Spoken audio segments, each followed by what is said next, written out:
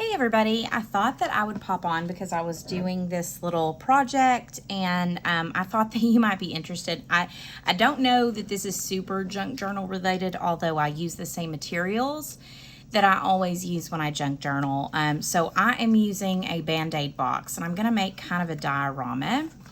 And so I had to turn it on. First of all, I had to open it up. This little flap usually glues to make the box. So I very carefully opened it up and then decided to, I didn't really know what I wanted to do with it just yet, but I started covering everything up with just patterns and textures and made it kind of new. I'm probably going to still cover some things, and forgive the state of my desk, but I just started doing this. And then after I did the entire outside of the rather the inside of the box, the white part, and really I probably could have done it backwards. I could have covered this side even though it's really shiny. I covered the outside because I wasn't sure at that point what I wanted to do with this little box. But I love to reuse materials that I have laying around. And so I started playing with these scraps that I had.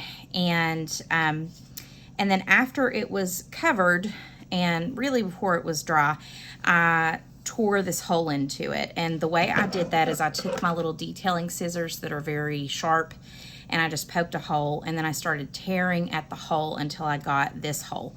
And I could have probably made it even bigger. But I kind of like that it's just an organic shape and that it's not really very assuming. Now, if you look very closely at the plastic that I used, I actually embossed this plastic with one of my embossing folders. It's a rose pattern.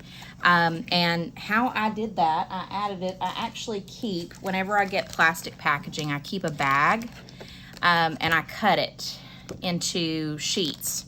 So I have all sizes. I have small sheets, I have big sheets, and sometimes I'll emboss them to get these little pretty patterns on them. I don't know if you can see the pattern there, but because it's clear, but I do lots of different patterns, and I just kind of keep them around. This was one that I actually pressed down onto paint, and I don't know how I feel about it, so I just kind of put it back in the bag.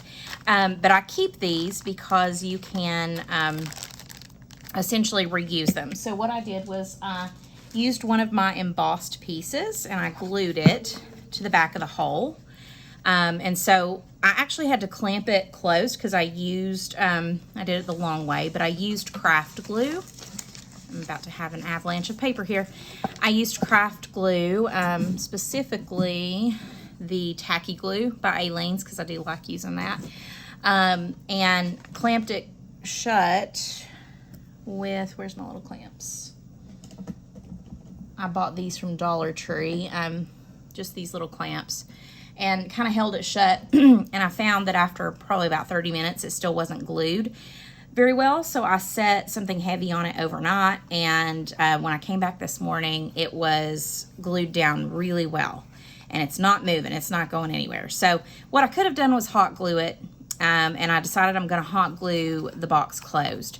Then on the inside, I knew that this was what was going to show. So I had a fussy cut of a girl, and I put some tea-stained paper on the back, and I'm going to make it a little diorama box where you can see the girl inside. And I just thought it was really cute and really cool. I mean, it's something you can do with scraps that you're not going to use anyway. And then, of course, this Band-Aid box, which is really good quality cardboard or chipboard stock. I decided I was gonna do something with it. So I am going to kind of glue it on camera and see if I can get some good shots of it and good pictures so that you can see what it looks like when I'm finished. I am gonna glue it closed. I don't anticipate putting anything else in it, but this little flap was the one that I was concerned about because it is the one that holds the box closed. And I knew if I had to wait on the craft glue or the tacky glue to hold it closed, it would take forever. So I should have just done this with my plastic. I feel like I may have even thought about it and then was like, well, what if the heat melts it? But there we go. Now we have a little box I'm going to try not to manipulate it too much while that's still wet. And then really I probably could have cut these flaps off. I don't think they do very much, but I'm going to keep them there so they kind of stabilize the flaps. And then what I'm going to do, I think I'm going to glue this little tab and slide it in so that they do not pop open, because Band-Aid boxes are really bad about popping open. For whatever reason, the tabs are not super, I just burned my finger there. Okay, I'm just going to kind of press down on that. It's so cute. I don't know why I never thought to do this before. And again, you know, I don't know, this might be a little art piece that I add to at some point, but I could just leave it open, but I feel like I need to hide this seam to the box here that's not glued very well, and I left the paper purposely off of the closing flap because I knew I wanted to probably put something over the edges to hide it. So I'm going to go ahead and glue it closed because I'm comfortable doing that now.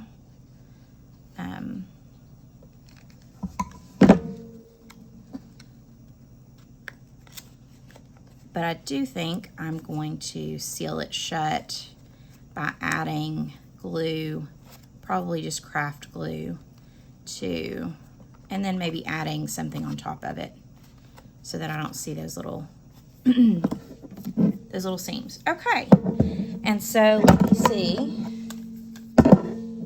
My glue gun doesn't want to stand. Let me see if I can zoom in. And now you can see this cute little diorama of this girl. And I don't know, I thought maybe it would go on my shelf. But there, you know, these could be like little memory boxes. You could do something with maybe seashells from the beach, maybe glue them to the back, maybe do the whole top of this. Instead of doing just a peekaboo, you could do like the whole top. It could be a little shadow box.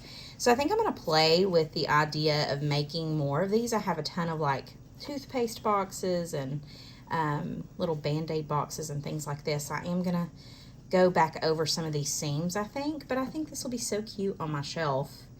And like I said, this is just an idea for you. You could do, you know, more opening here and then put like a memory box or shadow box. This would be really cute to do with your kids if you wanted to make like friendship boxes or something for their friends at school.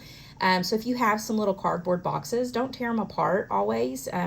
I'm bad to cut them into like tags and things, but I just love the idea of making little memory boxes, and this one's pretty sturdy. I mean, it's not going anywhere. So yeah, I thought this was a cool idea. I hope that you enjoyed watching this, and if you have any ideas besides what I might have mentioned, throw them in the comments down below, because I have, like I said, I have a ton of these. I would love to do some more and make some cute little like just shadow boxes or pretty little memory keepsake boxes like this.